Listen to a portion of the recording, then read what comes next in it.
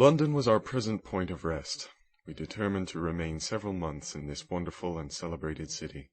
Clerval desired the intercourse of the men of genius and talent who flourished at this time, but this was with me a secondary object. I was principally occupied with the means of obtaining the information necessary for the completion of my promise, and quickly availed myself of the letters of introduction that I had brought with me, addressed to the most distinguished natural philosophers. If this journey had taken place during my days of study and happiness, it would have afforded me inexpressible pleasure, but a blight had come over my existence, and I only visited these people for the sake of the information they might give me on the subject in which my interest was so terribly profound. Company was irksome to me. When alone, I could fill my mind with the sights of heaven and earth. The voice of Henry soothed me, and I could thus cheat myself into a transitory peace. But busy, uninteresting, joyous faces brought back despair to my heart. I saw an insurmountable barrier placed between me and my fellow men. This barrier was sealed with the blood of William and Justine, and to reflect on the events connected with those names filled my soul with anguish. But in Clerval I saw the image of my former self. He was inquisitive and anxious to gain experience and instruction. The difference of manners which he observed was to him an inexhaustible source of instruction and amusement. He was also pursuing an object he had long had in view.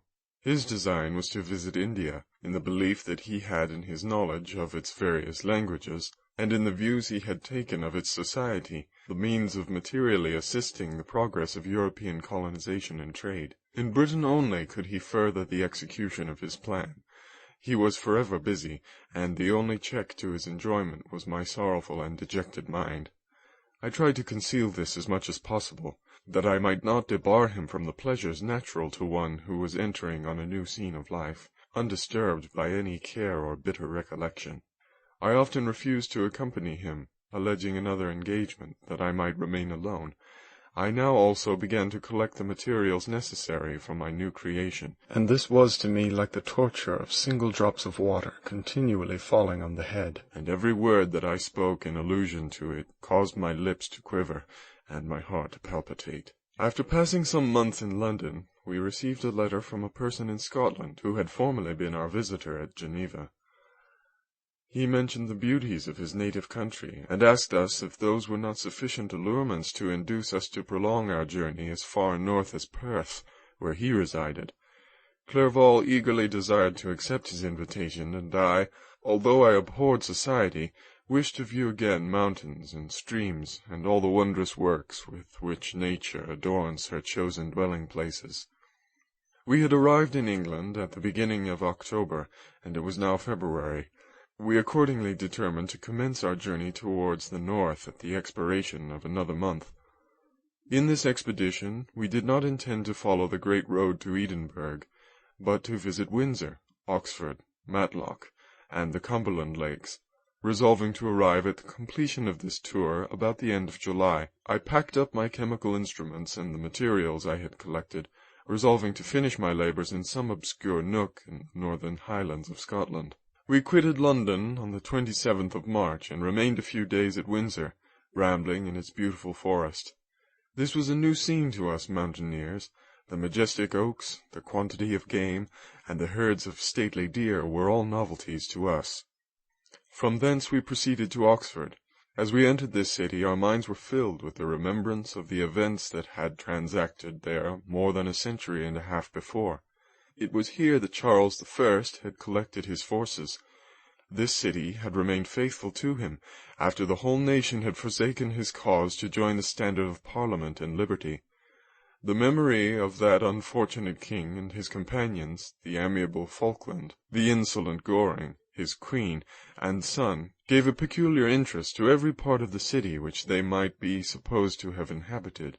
The spirit of elder days found a dwelling here, and we delighted to trace its footsteps. If these feelings had not found an imaginary gratification, the appearance of the city had yet in itself sufficient beauty to obtain our admiration. The colleges are ancient and picturesque, the streets are almost magnificent, and the lovely Isis, which flows beside it through meadows of exquisite verdure, is spread forth into a placid expanse of waters, which reflects its majestic assemblage of flowers and spires and domes, embosomed among aged trees. I enjoyed this scene, and yet my enjoyment was embittered both by the memory of the past and the anticipation of the future. I was formed for peaceful happiness. During my youthful days, discontent never visited my mind, and if I was ever overcome by ennui, the sight of what is beautiful in nature, or the study of what is excellent and sublime in the productions of man, could always interest my heart and communicate elasticity to my spirits. But I am a blasted tree. The bolt has entered my soul, and I felt then that I should survive to exhibit what I shall soon cease to be, a miserable spectacle of wretched humanity, pitiable to others and intolerable to myself. We passed a considerable period at Oxford, rambling among its environs and endeavouring to identify every spot which might relate to the most animating epoch of English history. Our little voyages of discovery were often prolonged by the successive objects that presented themselves. We visited the tomb of the illustrious Hampden, and the field on which that patriot fell.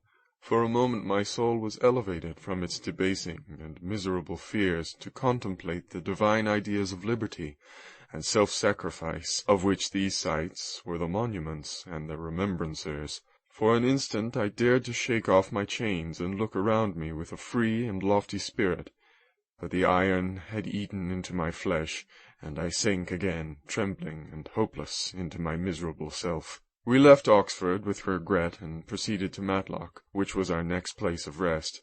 The country in the neighbourhood of this village resembled, to a greater degree, the scenery of Switzerland, but everything is on a lower scale, and the green hills want the crown of distant white Alps, which always attend on the piny mountains of my native country.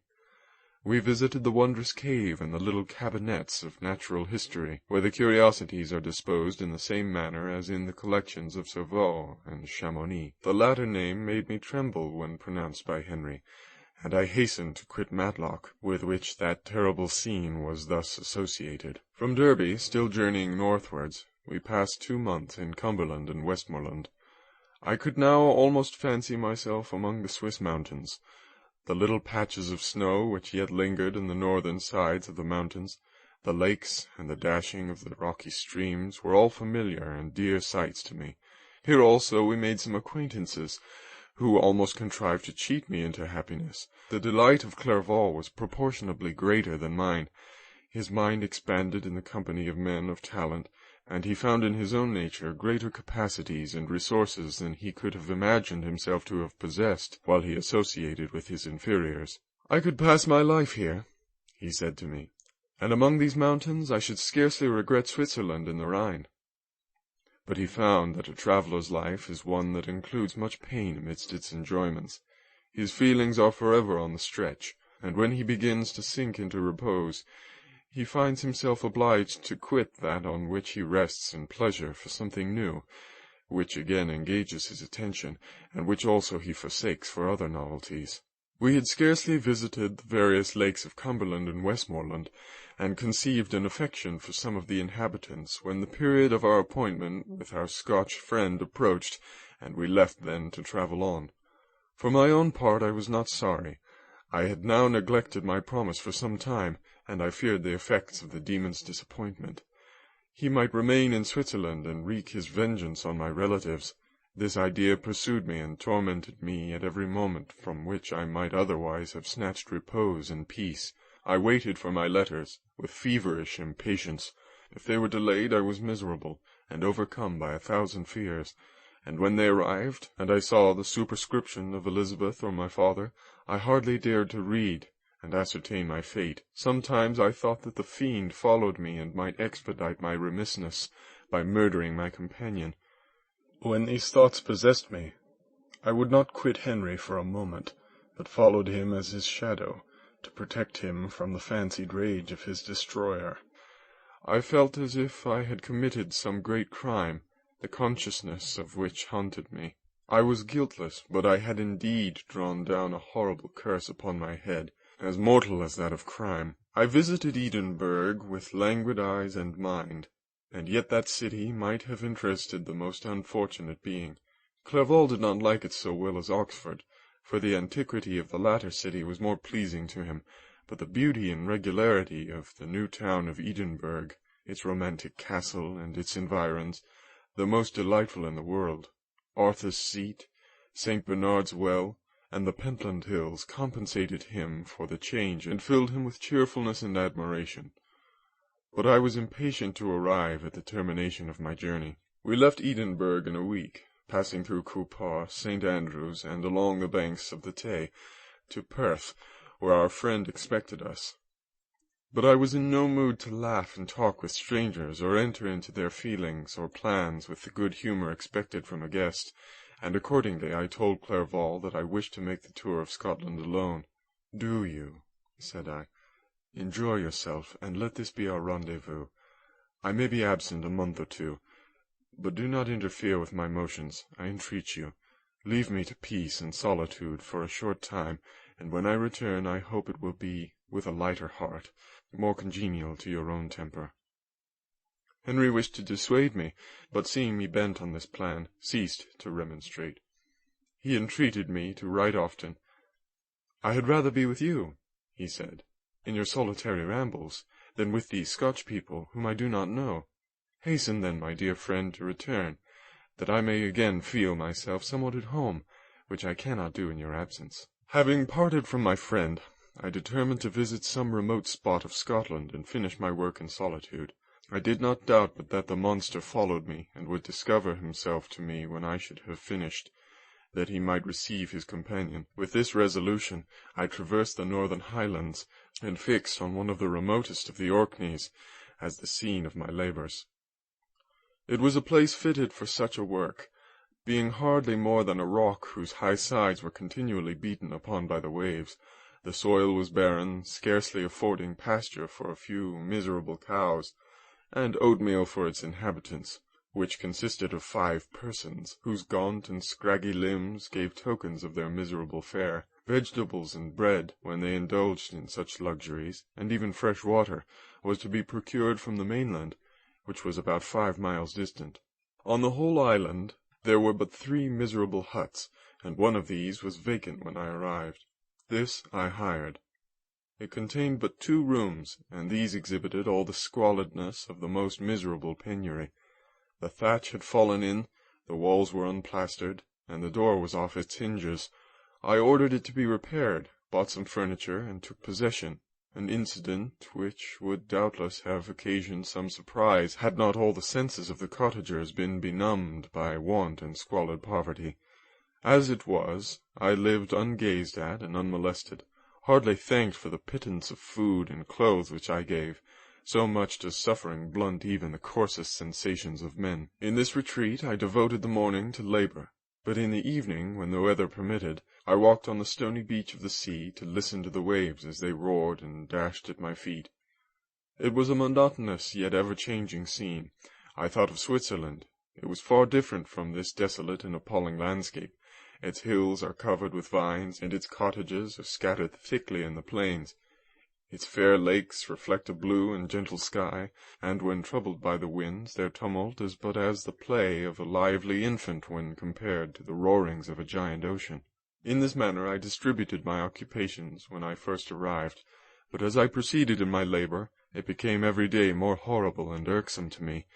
Sometimes I could not prevail on myself to enter my laboratory for several days, and at other times I toiled day and night in order to complete my work. It was indeed a filthy process in which I was engaged.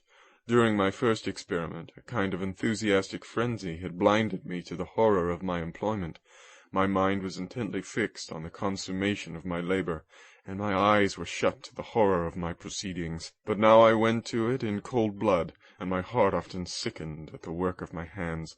Thus situated, employed in the most detestable occupation, immersed in a solitude where nothing could for an instant call my attention from the actual scene in which I was engaged, my spirits became unequal. I grew restless and nervous. Every moment I feared to meet my persecutor. Sometimes I sat with my eyes fixed to the ground, fearing to raise them lest I should encounter the object which I so much dreaded to behold. I feared to wander from the sight of my fellow creatures, lest when alone he should come to claim his companion. In the meantime I worked on, and my labour was already considerably advanced. I looked towards its completion with a tremulous and eager hope, which I dared not trust myself to question, but which was intermixed with obscure forebodings of evil that made my heart sicken in my bosom. Chapter 19